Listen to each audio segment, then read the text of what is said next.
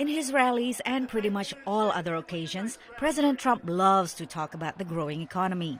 Since my election, America has gained 7 million new jobs. The unemployment rate has hit the lowest rate in a half a century. The average unemployment rate under my administration is lower than any previous administration in the history of our country. Most analysts agree that basic indicators, including the stock market, GDP, and unemployment, look great, giving the president a political boost. I believe it is fair to say that the economy has continued its upward trend throughout the end of the Obama administration and the beginning of the Trump administration. But how do Americans feel? People say that we are getting more of a tax cut and the economy is better. I can't necessarily see that personally. A recent Gallup poll shows that Americans rate this economy as the best since the late 1990s. Yet many Americans work minimum wage jobs and have difficulty paying all of their bills.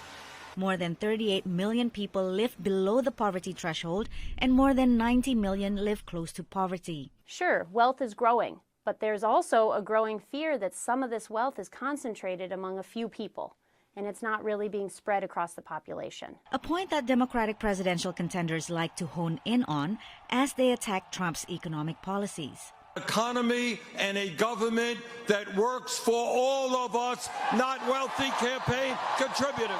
The same poll showed that more than 6 in 10 Americans say they are better off than they were when Trump took office. And it's extremely difficult to beat a president, no matter whether it's a Republican or a Democrat, when the economy is roaring along, there are plenty of jobs, wages are going up. All of those things help keep an incumbent president in office.